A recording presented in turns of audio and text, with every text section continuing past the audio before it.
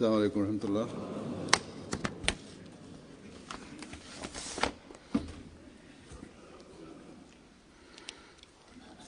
أشهد أن لا إله إلا الله وحده لا شريك له وأشهد أن محمدا عبده ورسوله أما بعد فأعوذ بالله من الشيطان الرجيم بسم الله الرحمن الرحيم الحمد لله رب العالمين الرحمن الرحيم مالك يوم الدين إياك نعبد وإياك نستعين اهدنا الصراط المستقيم صراط الذين أنعمت عليهم غير المغضوب عليهم ولا الضالين.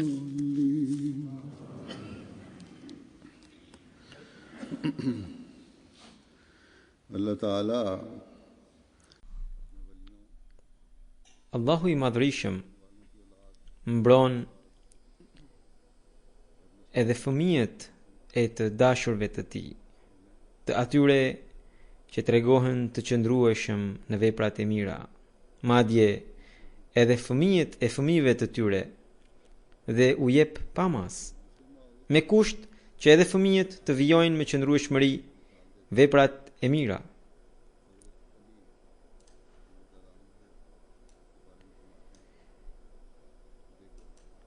Duke treguar këtë praktik të Zotit, Hazret Kalifi i dytë radhiyallahu anhu na kujton shembullin e Hazret Aliut radhiyallahu anhu dhe thot: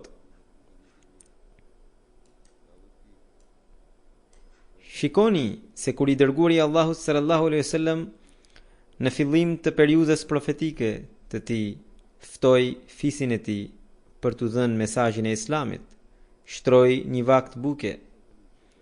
Kur njerëzit e përfunduan ushqimin, profeti sallallahu alaihi wasallam u ngrit dhe nisi të fliste për Islamin. Ebu Lehbi ndërhyri dhe i qorientoi të ftuarit dhe i shpërndau. Të dërguarit e Allahut sallallahu alaihi wasallam i erdhi keq nga kjo sjellje e tyre, por ai nuk u dëshpërua. Ai e ngarkoi Hazrat Aliun që të organizonte një gosti edhe një herë. Këtë herë, ai u dërgoi mesazhin e Islamit. Të gjithë qëndruan të heshtur.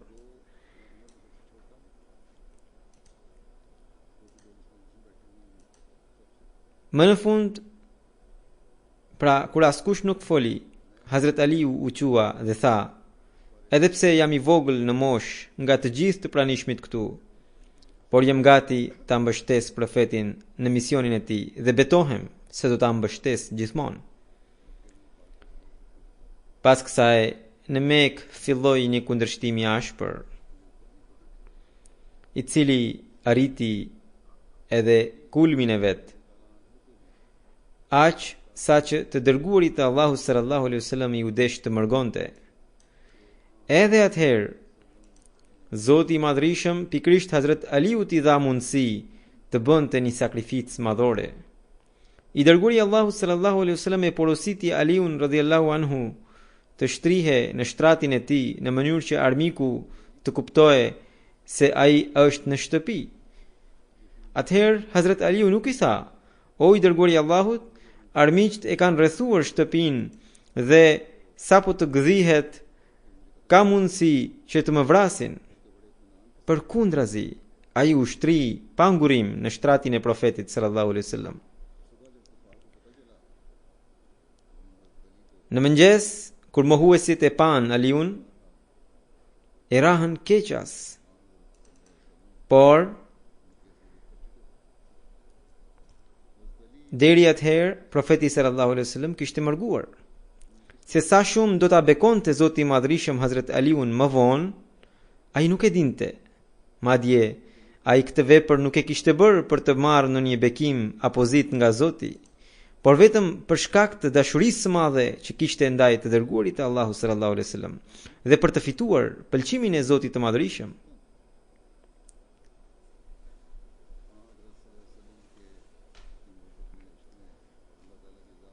Vetëm Zoti i Madhërisëm e dinte se sa shumë do të nderohej ai, pra Aliu, për shkak të kësaj sakrifice, dhe jo vetëm ai, por të gjithë pasardhësit e tij që do të tregoheshin të qëndrueshëm në vepra të mira.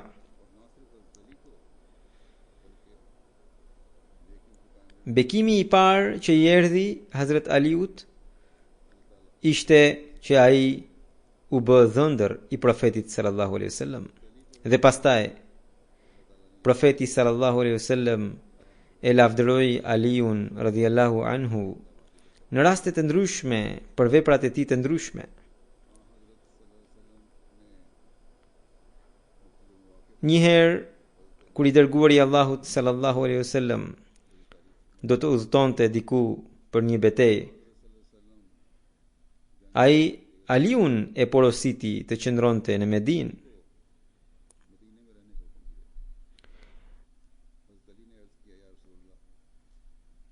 Hazrat Aliu radhiyallahu anhu tha: "O i dërguari i Allahut, po më lë me gratë dhe fëmijët?"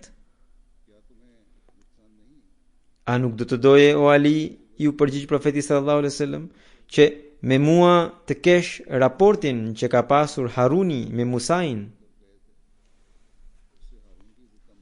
Hazrat Musa alayhis salam e kishte lënë Hazrat Harunin në vend kur po udhëtonte, dhe kjo nuk ja uli vlerën Harunin, përkundrazi. Allahu i Madhërisëm edhe Hazrat Aliut i dha nder në të njëjtën mënyrë. Këto bekime nuk i mbeten vetëm deri tek ai, por shumica e euliave në historinë e Islamit janë nga pasardhësit e Hazrat Aliut radhiyallahu anhu. Pra, Zoti u dha shenja edhe pasardhësve të tij dhe i mbështeti. Hazrat Kalifi i dytë radhiyallahu anhu përmend një ngjarje të historisë së muslimanëve, duke ju referuar Mesiut të premtuar alayhis salam, ngjarje e cila është që Harunur Rashidi njëherë burgosi Imam Musa Radaun për një arsye dhe e prangosi. Imam Musa Radau ishte nga pasardhësit e Hazrat Aliut, por që erdhi pas shumë brezash. Kur po flinte Harun Rashidi në shtratin e tij të butë, të mbushur me pambuk, pa në ëndër të dërguarin e Allahut sallallahu alaihi wasallam, i cili kishte shenja zemrimi në fytyrë. Profeti sallallahu alaihi wasallam i tha: "O Harun Rashid, a pretendon të kesh dashuri ndaj meje? Si s'ke turp që vet po bën gjumë të ëmbël në këtë shtrat të butë, kurse fëmia im gjendet në pranga në këtë vap të madhe?" Harun Rashidi u tmerrua dhe bashkë me komandantët e tij me njëherë vizitoi burgun ku gjende Imam Musa Radau. E liroi nga pranga. Imami e pyeti Harun Rashidin: "Çfarë ju ndodhi që erdhet vet dhe po më lironi, ndërkohë keni qenë kundër meje?" Ai ja tregoi ëndrrën dhe tha: "Ju kërkoj falje sepse nuk e dija realitetin." Duke ju referuar kësaj ngjarjeje, Hazrat Kalifi i dytë radhiyallahu anhu thot: "Shikoni pra, kjo ngjarje ndodhi shumë vonë pas kohës së profetit Muhammed sallallahu alaihi wasallam dhe të Hazrat Aliut radhiyallahu anhu. Kemi parë pasardhësit e mbretërve të ndryshëm që lypnin në për rrugë. Unë vetë, Hazrat Kalifi i dytë thot, unë vetë kam parë një njeri në Delhi, i cili mbante një bidon ujë dhe punonte duke u shërbyer të tjerëve. Ai ishte pasardhës i mbretërisë mongole. Puna e tij ishte që shiste ujin nëpër rrugë, por ai ishte i ndershëm sepse nuk lypte dhe mundohej maksimalisht për të jetuar. Edhe pse ishte pasardhës i mbretit, i u desh të jetonte si një punëtor i thjesht. Kurse në anën tjetër, kemi Hazret Aliun dhe një pasardhës të tij që vjen pas shumë brezave, të cilin Zoti e bekon kaq shumë sa që tmerron një mbret duke i dërguar ëndër që të çohe nga gjumi e të shkonte tek ai dhe të sillej mirë me të. Po të dinte të padukshmen Hazret Aliu dhe po të ishte në dijeni për këtë nder që do t'ia bënte Zoti e ta pranonte Islamin për shkak të kësaj, besimi i tij me siguri do të mbete thjesht një marrëveshje dhe ai nuk do të mund të tërhiqte ndonjë shpërblim prej Zotit. Hazret Mesiu premtuar selam, duke përmendur ngjarjen e një veliu tjetër, thot: një veli i Zotit po udhëtonte në anije, ndërkohë erdhi një furton dhe anija u përfshi nga dallgët e fuqishme. Ishte gati të fundose, por fal lutjes së veliut, anija i ka përceu dallgët. Gjatë lutjes ai mori ilham, pra shpallje prej Zotit që thoshte: fal teje i kam shpëtuar të gjithë. Hazret Mesiu premtuar selam vion: shikoni, këto pozita nuk mund t'i gëzoni thjesht me fjalë goje, por ju duhet të punoni shumë, të krijoni lidhje me Zotin e Madhërisëm e të vijoni me qëndrueshmëri veprat e mira të paraardhësve tuaj. Kështu që të qenët pasardhës të mirëve, të sinqertëve dhe të euliave ju vlen vetëm atëherë kur edhe ju do të tregoheni të qëndrueshëm në veprat e mira dhe të krijoni lidhje me Zotin e Madhërisëm. Do t'i tregoj edhe disa ngjarje të tjera të Hazret Mesiut të premtuar selam, të cilat na i përcjell Hazret Kalifi i dytë i tij. Duke treguar se sa i përpikt ishte Hazret Mesiu premtuar selam në faljen e namazit me xhamat, Hazret Kalifi i dytë radhiyallahu anhu thot: aq shumë e donte namazin Mesiu premtuar selam sa që kur qej i sëmur dhe nuk shkonte dot në xhami, merrte bashkëshorten ose fëmijët e tij dhe falte namaz me xhamat në shtëpi. Duke treguar rëndësinë e namazit me xhamat, vet Hazret Mesiu premtuar selam thot: Zoti i Madhërisëm dëshiron që të gjithë njerëzit të kthehen në një shpirt të vetëm.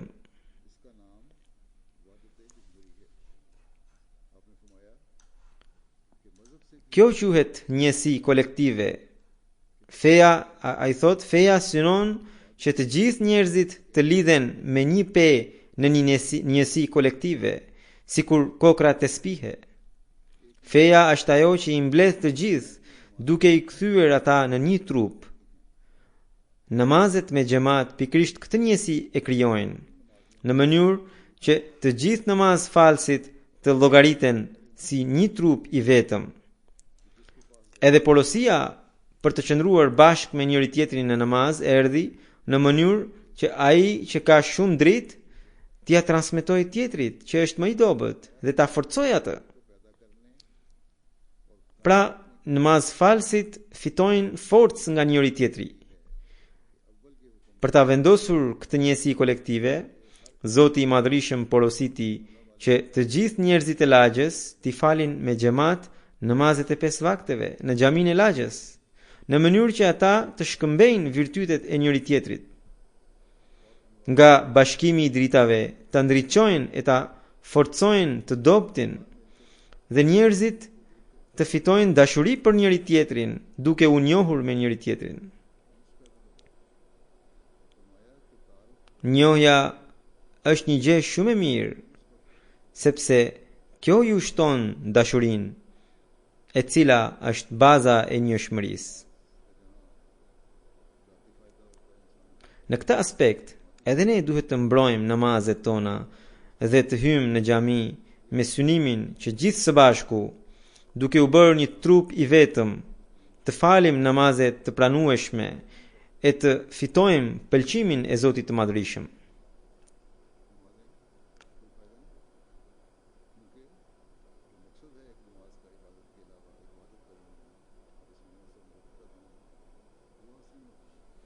Përndryshe, namazet nuk do të kenë asnjë vlerë, sepse nuk fitojnë, nuk tërheqin qëllimin e për sa i përket prishjes së namazit. Në historinë islame përmendet një ngjarje e Hazret Amir Muavijas. Hazret Kalifi i dytë radhiyallahu anhu tregon, duke u referuar Hazret Mesiut të premtuar alayhis salam. Ai thot, Hazret Mesiu premtuar alayhis salam tregonte një ngjarje që një herë Hazret Muavijas nuk i doli gjumi në mëngjes. Kur u zgjua, pa që koha e namazit kishte kaluar. Për këtë ai u pendua gjatë gjithë ditës. Ditën tjetër ai pa në ëndër një njeri i cili po e zgjonte për namazin. Kush je ti? E pyeti Muavija. Jam shejtani dhe erdha të zgjoj, ju përgjigj ai. Muavija e pyeti, po ç'lidhje ke ti me ndërgjegjësimin për të falur namaz? Ai u përgjigj, dje të nxita që të flije dhe ti ashtu bëre dhe nuk fale namazin, por më pas gjithë ditën i kërkove falje Zotit me të qare me dënesa, sa që Zoti tha se do të shpërblehesh më shumë se sa të faleshe namaz me xhamat. Shejtani tha, kjo më ka goditur shumë, prandaj sot erdha të zgjoj, që të mos gëzosh shpërblim të shumë fisht edhe sot. Pra, shejtani atëherë të largohet kur ati t'i japësh goditjen përfundimtare, e cila ta dëshpëroj atë. Atëherë ai vetveti u largohet.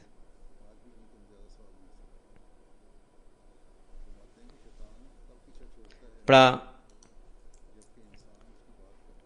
duhet që edhe ne të dëshpërojmë shejtanin në çdo situatë e të përpiqemi maksimalisht të arrijmë pëlqimin e Zotit, të ndjekim porositë e Tij, të mbrojmë namazet tona e të falim ato në kohë.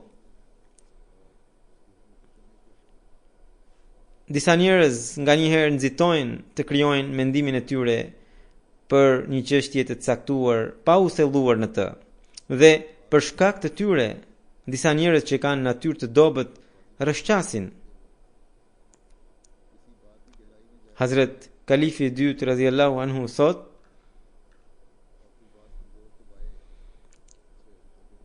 njëherë në një gosti ndalova një njeri që pinte ujin me dorën e majtë. I thash të pinte me dorën e djathtë, nëse nuk kishte ndonjë arsye të lejuar. Ai më tha se edhe Hazret Mesiu premtuar alayhis salam pinte ujin me dorën e majtë. Por e vërteta është që Mesiu premtuar alayhis salam ka pasur arsye për këtë. Gjatë fëmirisë, ai ishte rrëzuar duke vrarë dorën e tij të djathtë, dhe kjo ja dobësoi dorën kaq shumë sa që ai mund të ngrinte gotën, por nuk e çonte dot deri te buzët. Për këtë arsye, ai merrte gotën me dorën e majtë, por duke ndjekur praktikën e profetit sallallahu alaihi wasallam, e mbështeste atë me dorën e djathtë. Edhe Hazret Mesiu premtuar alayhis salam e përmend dobësinë e dorës së tij. Ai thot, njëherë më erdhën disa njerëz të cilit nuk ishin ahmedian, madje ishin nga kundërshtarët. Në praninë e tyre, kur ngrita gotën e ujit atë çajit, ata më akuzuan se nuk po e ndiqja sunetin e profetit sallallahu alaihi wasallam dhe po përpiqesha të kapja gotën me të majtë. Akuzuesi në fjalë u nxitua dhe me paragjykim më akuzoi, kurse unë kam dorën të dobët për shkak të një goditjeje të dikurshme dhe nuk mund ta sjell gotën deri te buzët me dorën e djathtë, por pa harruar e mbështes atë me të. Nga nxitimi, kundërshtarët e akuzuan Mesiun e premtuar alayhis salam, dhe po nga nxitimi një ahmedian nguliti në kokë se Mesiu premtuar alayhis salam nauzubillah kështu vepronte. Ndërkohë që të dyve u duhet të kërkonin arsyen se pse ai vepronte në këtë mënyrë. Kështu që Ahmediani në fjalë që po pinte ujin me dorën e majt, të cilin kur e ndaloi Hazrat Kalifi i dytë radhiyallahu anhu, ai duhet të tërhiqe. Kështu disa njerëz me arsyetime të nxituara përhapin bidate, nxjerrin komentime të gabuara dhe përfundojnë në rrugë të gabuar. Do t'ju tregoj edhe një ngjarje tjetër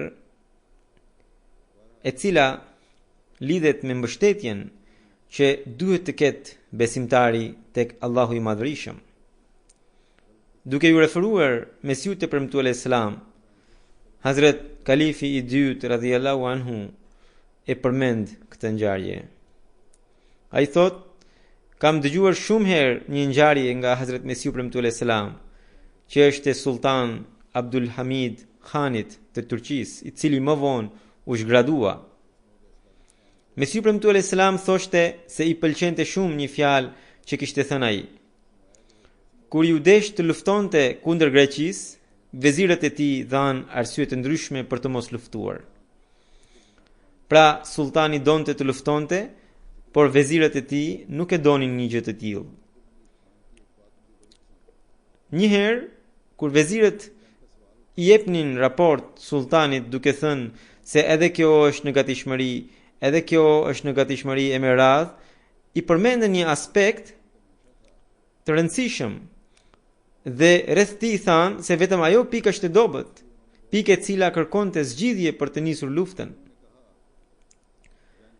Për këtë pikën e dobët, le të imagjinojmë, madje mendoj, ndoshta kështu ishte, që të gjithë vendet e Evropës u bashkuan për ta ndihmuar Greqinë, dhe te kjo pikë turqit nuk kishin asnjë zgjidhje.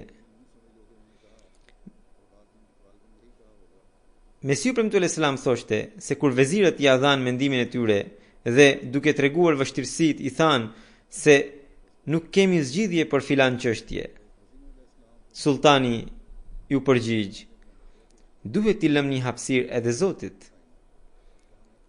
Hazrat Mesiu Premtuar Islam me shumë kënaqësi e rrëfente këtë fjalë të sultanit, të sultan Abdul Hamidit, dhe thoshte se kjo i pëlqente shumë.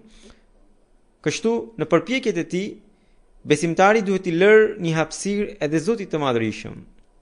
E vërteta është që jo vetëm besimtari, por askush tjetër nuk mund të arrijë në pikën kur të mund të thotë se ka bërë çdo gjë me perfeksion.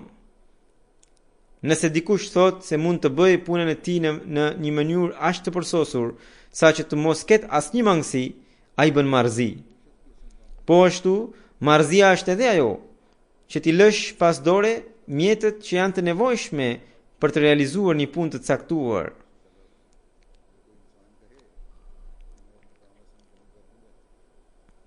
Në këtë kohë, popujt evropian po bëjnë marrëzinë e parë, pra ata e kanë harruar tërësisht hapësirën që duhet t'i alinin Zotit. Kurse muslimanët po bëjnë marrëzinë e dytë, të cilët vetëm duke ëndruar mbështetje hynore kanë rreshtur së vepruari. Pra, popujt e Evropës në përgjithësi e kanë harruar Zotin, dhe muslimanët në përgjithësi nuk punojnë në drejtimin e duhur, duke pretenduar mbështetjen e Zotit dhe duke nxjerrë përfundime të gabuara. Edhe këtu, pra, njerëzit ngrenë pyetjen, sidomos të rinjt, se mos vallë popujt e zhvilluar po përparojnë për shkak se largohen nga feja dhe muslimanët po bien për shkak se e ndjekin fen.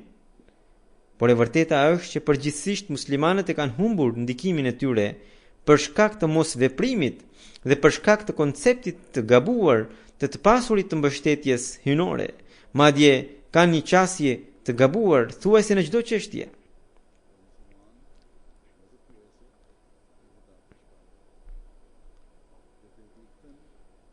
Hazrat Mesiu Premtuar Selam thot, Kurani famlar thot, wa fis samai rizqukum wa ma tu'adun. Do të thënë, keni riskun tuaj në qiell dhe edhe atë që juve ju është premtuar. Mesiu premtues Islam thot, një naiv duke lexuar këtë ajet gabon dhe heq dorë nga mjetet dhe masat e nevojshme që duhen marrë. Shumë musliman kujtojnë se derisa Allahu i Madhrishëm ka thënë se ju është siguruar risku në qiell dhe do t'ju jepet çdo gjë që ju është premtuar, nuk kanë nevojë të veprojnë, sepse Zoti vetë do t'u jap çdo gjë. Ndërkohë, në surën El-Gjuma, Zoti i Madhrishëm thot: shpërndahuni në tokë dhe kërkoni bekimin e Allahut. Pra, është ajeti i Kuranit. Pra, Mesiu premtues Islam vijon, bekimi i Zotit është pikërisht kërkimi i tij dhe përdorimi i aftësive që Zoti na ka dhënë neve. Kjo është një çështje teje delikate. Duhet të marrësh masat e duhura në njërin anë dhe në anën tjetër të mbështetesh tërësisht tek Zoti i Madhrishëm. Kështu që duhet të keni parasysh që të merrni të gjitha masat e të përdorni të gjitha mjetet e nevojshme e pastaj të mbështeteni tek Allahu. Kjo është shenjë e besimtarit të vërtet. Midis këtyre dy pikave, shejtani gjen plot raste për të ndjellë të këqija dhe ai bën çmos për të krijuar pengesa dhe për t'i prishur besimin besimtarit.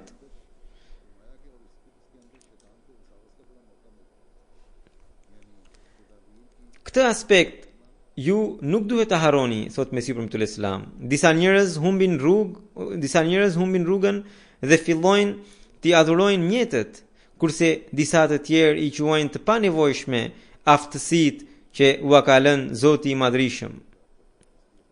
Shikoni, i dërguari Allahu sallallahu alaihi wasallam kur shkonte në luftë, bënte të gjitha përgatitjet, merrte kuaj dhe armë vete, madje disa herë ai vishte 2 parë zmore, mbante edhe shpatë në ije. Ndërkohë, Zoti i Madhrishëm e kishte premtuar: "Wallahu yasimuka minan nas." Allahu do të mbrojë nga sulmet e njerëzve. Shkurt, duhet të mbështeteni tek Allahu pasi të keni marrë masat e nevojshme. Kjo porosi vlen në çdo çështje dhe pa e plotësuar këtë, nuk vjen ndihma e Zotit. Mesiu premtues Islam ka një shpallje që thot: mbretërit do të kërkojnë bekime prej robave të tua. Duke dhënë një shpjegim interesant të kësaj shpalljeje, kalifi i dytë thot: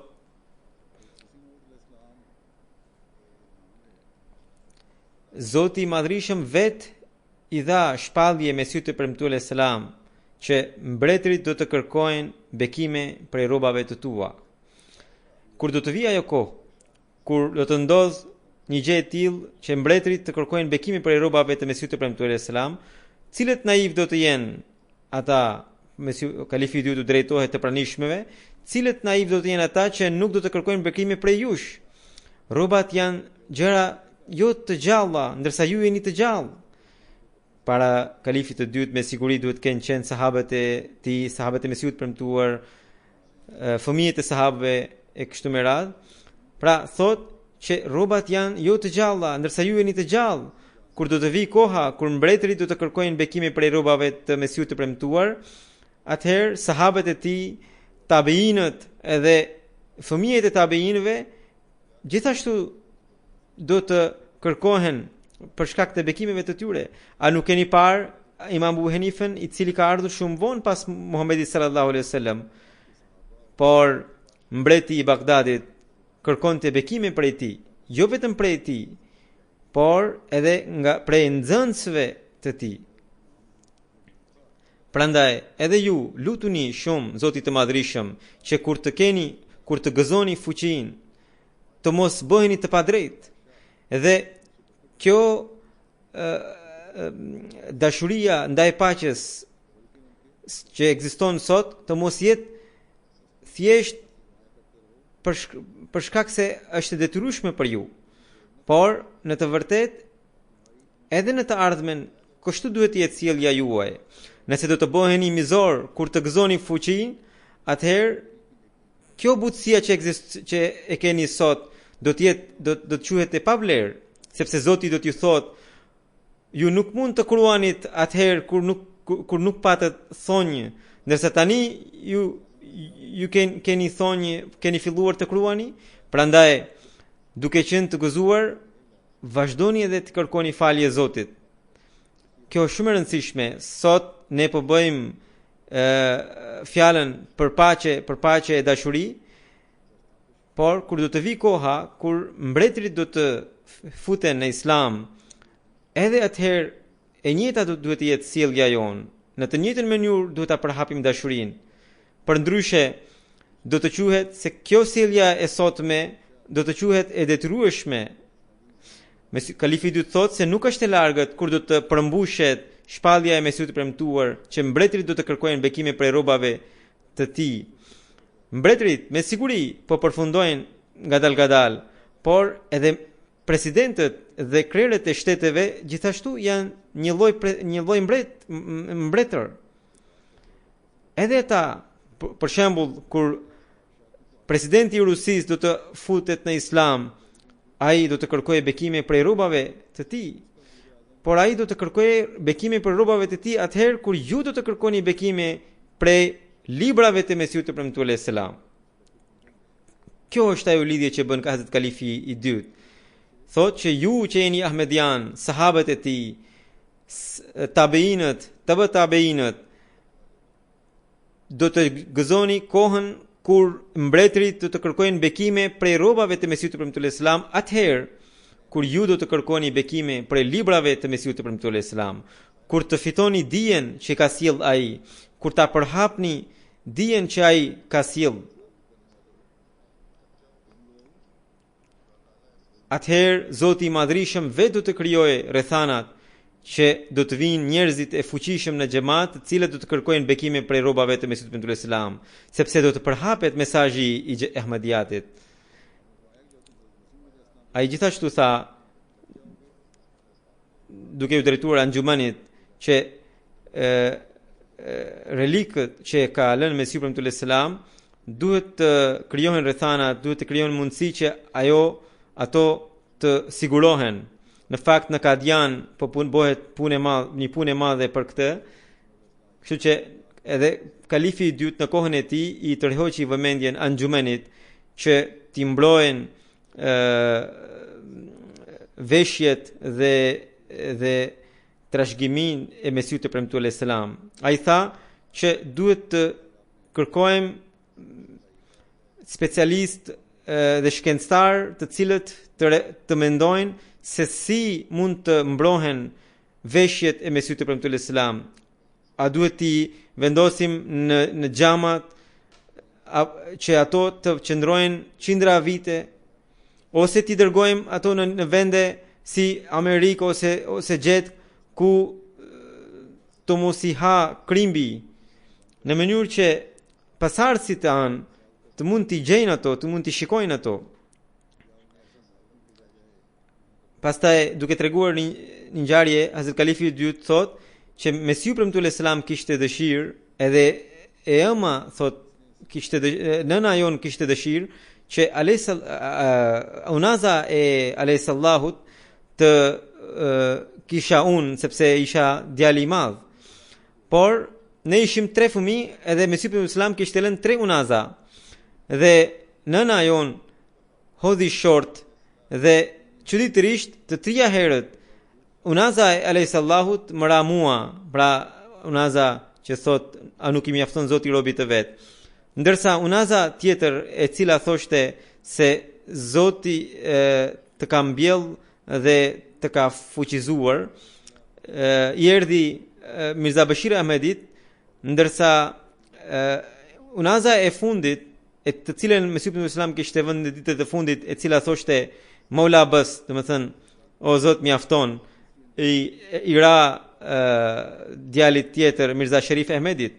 Imagjinoni, një herë mund të bëhe gabim, por 3 herë u hodh shorti, edhe të 3 herët unazat përkatëse, kështu i ran gjithse të cilit nga ne. Dhe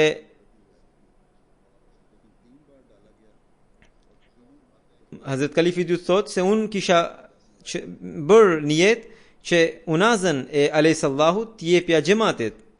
por unë si mund t'i jepja xhamatit derisa xhamati nuk është në gjendje ta mbrojë atë. Derisa ju nuk keni sistem për ta mbrojtur atë, si mund t'ju jap? Nëse do t'ju jap fëmijëve të mi, ata të paktën do ta mbrojnë sepse duke kujtuar se është trashëgimi me Mesihut të premtuar alayhis salam. Por zemra nuk më do që t'u jap fëmijëve të mi. Prandaj, por xhamatit. Prandaj kam menduar një zgjidhje që të bëj një kopje të kësaj në një letër edhe pastaj të përgatiten unaza me gur, por përpara se të vendosen gur, të vendoset fotokopja e unazës së Mesihut premtuar alayhis salam, edhe pastaj të vendoset guri në mënyrë që poshtë gurit gjithnjë të jetë e qartë refleksi i unazës së Mesihut të premtuar alayhis salam. Edhe duhen bërë disa kopje të tilla. Edhe këto unaza të shpërndahen në shtete të ndryshme, një për shembull në Zvicër, një në Angli, një në Amerikë, në mënyrë që bekimi i Mesihut premtuar alayhis salam të mbetet. Por më vonë Hazrat Kalifi i dytë vendosi që kjo unaz t'i jepet kalifatit. Edhe ai ka lënë në testament që çdo kalif njëri pas tjetrit ta trashëgojë këtë unaz. Ai tha që Mesihu premtuar alayhis salam ka pasur një shkrim dore, të cilin unë e dërgova në Indonezi në mënyrë që xhamati i Indonezit të ketë bekime prej tij. Tani unë nuk e di, xhamati i Indonezit duhet të na tregojë se ai ka ruajtur Kalifi i dytë, tha, por shpallja thot flet për rrobat. Pra Zoti i tha që mbretërit do të kërkojnë bekime prej rrobave të tua. Prandaj duhet që veshjet e Mesihut premtuar alayhis salam të dërgohen në një vend ku të mos ketë krimbi, të mos i ha krimbi. Pastaj ai u drejtua të rinjve duke thënë se të rinjt duhet të dalin përpara e të kuptojnë rëndësinë e tyre, sepse sistemet e reja ata mund t'i organizojnë më së miri, duke u pajisur me dije bashkëkohore dhe me shkenca bashkëkohore. Dhe Kalifi du të tha që të përdorni teknologjinë më të avancuar për të përhapur mesazhin e Islamit, sepse do vi një kohë kur shtetet e tëra do të futen në Islam dhe do të besojnë profetin Muhammed sallallahu alaihi wasallam. Në këtë kuadër desha t'ju tregoje dhe mirakun e Mesihut premtuar alayhis salam për botimin e librave. Bëhet fjalë për një kohë kur nuk ekzistonin mjetet që ekzistojnë sot. Edhe Hazrat Kalifi i dytë tregon që si Mesihu premtuar alayhis salam duronte, toleronte tekët e shkruesve, sepse në atë kohë njerëzit shkruanin me dorë librat e shkrimtarëve. Ishte mirë Mehdi Hasan sahibi, i cili ishte përgjegjës i shkrimit të librave të Mesihut premtuar alayhis salam, por ai fillimisht nuk ishte ahmedian, dhe më vonë u bë ahmedian. Ai ishte kaq i rrept sa që nëse shikonte një gabim të vogël, e griste gjithë dorë shkrimin edhe i thoshte shkruesit që ta shkruaj edhe një herë. Edhe kështu punëtorët e shtypshkronjës mbeteshin pa punë për disa ditë, por atyre u jepe paga. Dhe kështu edhe libri dilte me vonesë. Mesihu premtuar alayhis salam kur e pyeste se pse po vonohe, ai i tregonte arsyen, edhe Mesihu premtuar alayhis salam qetësohe, sepse edhe Mesihu premtuar alayhis salam donte që libri të dilte në cilësinë maksimale. Hazrat Mir Mehdi Hasan sahibi vazhdimisht i thoshte se Huzur ka shumë gabime ortografike. Mesihu premtuar alayhis salam asnjëherë nuk thoshte se shpejtojeni sepse punëtorët po marrin rrogë pa bërë ndonjë gjë, sepse Mesiu premtull Islam kërkonte cilësinë e lartë. Edhe ai nuk merakose nëse punëtorët merrte rrogën e tyre pa bërë ndonjë punë. Pastaj Mesiu premtull Islam kishte edhe një shprehi që nëse shikonte ndonjë tmet në libër e griste dhe ngarkonte shkruesin të shkruante edhe një herë. Dhe derisa nuk vinte në gjendje të mirë pra libri, nuk e pranonte. Shkruesi i cili shkruante librat e Mesiut premtull Islam fillimisht nuk qe Ahmedian, por më vonë edhe ai u bë Ahmedian edhe i biri i tij. Vetia e tij ishte që ai ja dinte vlerën Mesiut premtull Islam. Edhe anasjelltas, pra edhe Mesiu premtull Islam po ashtu. Pavarësisht se nuk ishte Ahmedian, sa herë që Mesiu premtull Islam e thirrte në Kadian, ai vinte për të shkruar librin e tij, librin e Mesiut premtull Islam. Pra ai vinte nga qyteti i tij për të vendosur në Kadian. Në atë kohë pagat nuk ishin të larta. Shkruesi i jepe 25 rupi për çdo muaj, edhe jepe një pagesë edhe për ushqim. Ai kishte zakon që kur përfundonte gati librin, pra para se të përfundonte librin, vinte tek Mesiu premtull Islam dhe i thoshte: "Erdha që t'ju përshëndes, më jepni leje të kthehem." Mesiu premtull Islam i thoshte: "Pse po shkoni kaq shpejt, sepse akoma nuk ka mbaruar libri?" Ai thoshte se Huzur, këtu më duhet të gatuaj ushqimin vet, edhe gjithë ditën kaloj duke gatuar ushqimin, si të gjej kohën të shkruaj librin. Mesiu premtull Islam i thoshte se mirë, do të porosis kuzhinën e xhamatit që të keni ushqim nga xhamati. Kështu ai merrte edhe 35 rupi edhe ushqimin nga xhamati. Pas pak ditësh ai përsëri vinte tek Mesiu premtull Islam dhe i thoshte: "Erdha për t'ju përshëndetur, o Hazur." Mesiu premtull Islam thoshte: "Pse?" Ai thoshte: "Edhe ushqimi i kuzhinës së xhamatit është ndonjë ushqim? Thjerrzat veç, uji veç, një gjell pa krip e pa kur gjë, nuk ha dot. Unë nuk punoj dot duke ngrënë ushqimin e kuzhinës së xhamatit." Mesiu premtull Islam i kërkonte zgjidhje. Ai thoshte: "Më jep një pak shtesë për ushqim. Vetë do të gatuaj ushqimin." Mesiu premtull Islam shtonte 10 rupi në pagën e tij dhe thoshte se tani do të keni 45 rupi në muaj. Pra nisi me 25 rupi e tani do të merrte 45 rupi. Pas pak ditësh përsëri vinte tek Mesiu premtull Islam dhe thoshte se Hazur, erdha për t'ju përshëndetur. Dua të kthehem. Mesiu premtull Islam thoshte: "Pse?" Ai thoshte se këtu gjatë gjithë ditës vetëm gatuaj. E kur të shkruaj librat? Mesiu premtull Islam thoshte se mirë, do të merrni edhe 45 rupi, do të hani edhe ushqimin e xhamatit. Ai përsëri vinte tek Mesiu premtull Islam pas 7 ditësh edhe i thoshte: "Erdha për t'ju përshëndetur dhe më jepni leje të kthehem." Mesiu premtull Islam përsëri pyeste arsyen edhe ai thoshte se nuk ha dot ushqimin e kuzhinës së xhamatit. Mesiu premtull Islam përsëri i shtonte 10 rupi të tjera.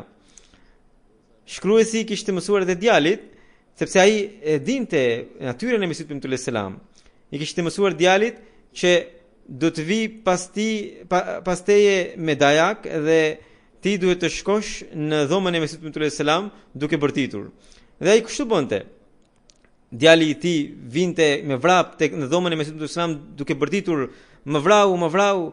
Edhe Mesiu premtull Islam i drejtohej shkruesit dhe i thoshte se pse po bën këtë mizori. Edhe ai i thoshte se Hazur, para një jave bleva një palë këpuc, edhe i humbi, nuk fola. Edhe i bleva një tjetër, edhe sot i humbi prap. Dhe nuk mund të blema, dhe unë pa tjetër do të ndëshkoj atë. Mesiu premtull Islam e pyeste: "Sa kushton një palë këpuc?" Ai thoshte 3 rupi. Mesiu premtull Islam i jepte 3 rupi. Pas një jave përsëri bënte të njëjtën dram Djali I tij vinte duke bërtitur në dhomën e Mesihut alayhis salam, përsëri e njëjta situatë, ndërkohë babai I thoshte se atëherë të lirova sepse Mesihu alayhis salam më doli përpara, tani nuk mund të liroj. Edhe Mesihu alayhis salam pyeste shkakun, ai thoshte se Mesihu o Hazur, përsëri ai humbi rrugët. Edhe kështu merrte parat përsëri nga Mesihu alayhis salam që kërkonte. Kështu që ndodhte gjëra të tilla, por shkruante aq bukur që Mesihu alayhis salam vetëm atë e donte si shkrues, edhe nuk donte që librat e tij të shkruajë dikush tjetër, ndonjë shkrues I thjesht, sepse në këtë mënyrë ai thoshte do t'i bie vlera e librit. Kjo pra ishte një tregim interesant, por këtu shihet edhe meraku I Mesihut premtuar alayhis salam për librat e tij. Që ai donte që Islami të paraqite para të tjerëve në mënyrën më të bukur. Edhe po ashtu edhe njerëzit tan të shikojnë Islamin, mësimet e Islamit në mënyrën më të shkëlqyeshëm. Është detyra jonë që të lexojmë, studiojmë librat e Mesihut premtuar alayhis salam, sepse përmes tyre ne do të shtojmë dijen tonë të besimit, ne do të kemi dëshirë për ta përhapur Islamin në anën mban botës dhe ne do të kemi mundësi të sjellim gjithë botën nën flamurin e Mesihut premtuar e Muhamedit sallallahu alaihi wasallam. Bekimi I madh do të jetë atëherë kur mbretërit të kuptojnë mesazhin e vërtet të Islamit dhe ata të kthejnë jetën e tyre sipas tij.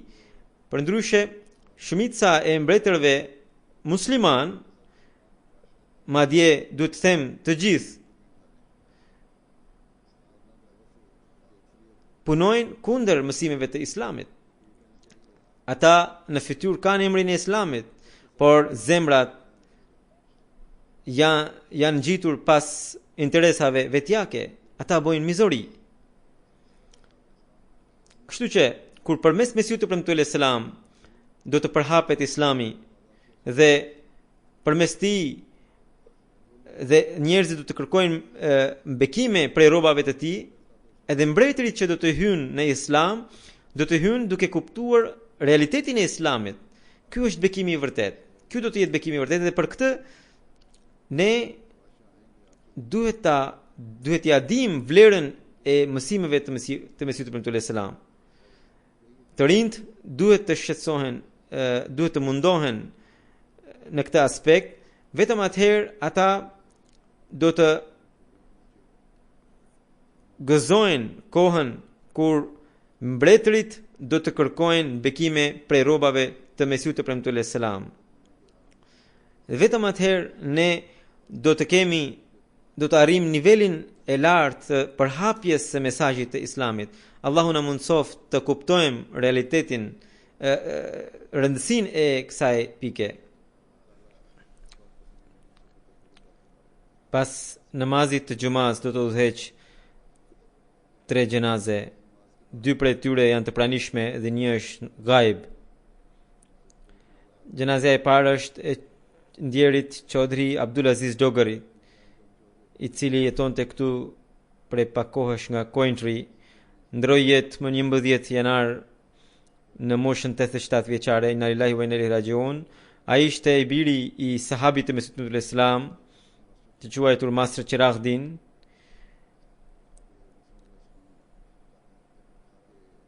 Ai vinte nga një fshat që quhe Hara, pranë Kadianit.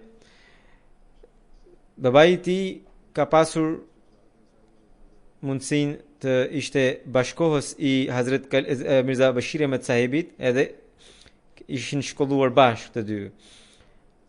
Gjyshi I tij bëri bejt në dorën e Mesihut premtuar alayhis salam, edhe prej tij në fshatin e tij erdhi Ahmediati. Chaudhry Abdulaziz Dogar Sahibi, pra I ndjeri, gjatë gjithë jetës I ka shërbyer xhamatit. Fillimisht ai për rreth 30 vite ka shërbyer në klinikën e kalifit të dytë edhe ka shërbyer njerëzimit. Vetë kalifi i dytë i kishte mësuar mjekësinë. Dhe në kohën e kalifit të katërt, xhamati e dërgoi në Gambia, në Gjermani edhe në vendet ndryshme për disa projekte. Kështu që ai ndërtoi disa godina të xhamatit. Në Rabva ai ka shërbyer, pra gjatë ndarjes në vitin 47 ai shërbeu si kryetari i të rinjve. Në vitet 70 ai pati rastin edhe të bëhe i burgosur në rrugën e Allahut. Ai shërbeu edhe si drejtor i studentëve të xhamatit, po ashtu si drejtor i tregtarëve të xhamatit. Në 99-ën erdhi në Londër edhe jetonte në Coventry, ku deri në vdekje shërbeu si sekretar i terbiatit dhe i vasiatit. Pavarësisht nga sëmundjet, ai ishte i pranishëm në çdo gjalsa ku unë merja pjesë. Ditët e fundit ishte i sëmur edhe në eventin e Hollandës, ku në parlament pata një fjalim, edhe në të kishte marrë pjesë. Ai shkroi edhe disa libra, i botoi libra të ndryshëm të xhamatit. Ishte shumë i sinqert dhe shumë njëri i dëlir. Kishte një lidhje dhe dashuri të veçantë me kalifatin. Kishte bërë dhe vasiat me bekimin e Zotit. Ai la pas 4 djemë dhe 3 vajza. Djemët po shërbejnë xhamatit në Gjermani, një vajzë është kryetare e grave këtu në Angli. Vllai i tij thot se në 47-ën kur u bë mërgimi, ai e solli nënën e sëmur nga Sialkoti në Kadian në krah. Gjatë ndarjes së Indisë të Pakistanit, fshati i tij ishte afër Kadianit, edhe aty ai shërbeu duke mbrojtur gratë e xhamatit me guxim të madh. Hazret Kalifi i dytë caktoi një delegat për mbrojtjen e dervishëve të Kadianit, që ata të shkonin e të bisedonin me autoritarët e Indisë. Njëri prej tyre ishte edhe i ndjeri. Ilyas Munir sahibi thotë që unë kam parë të ndjerin i cili punonte si punëtor i thjesht, edhe pse caktohej si drejtor apo si udhëheqës. Po ashtu në projektet e ndërtimit të godinave të xhamatit mundohej kaq shumë për të gjetur cilësinë maksimale në çmimin minimal. Njëherë pati një shqetësim në gjurin dhe tha se ky shqetësim duhet të jetë i përkohshëm, sepse mbi këtë gjurë, tha, Hazret Kalifi i dytë vendosi këmbën për të hipur në kal. Kështu që tha, nga bekimi i këmbës së kalifit të dytë nuk do të kem ndonjë shqetësim në këtë gjuhë. Kështu që ai deri në fund ecte.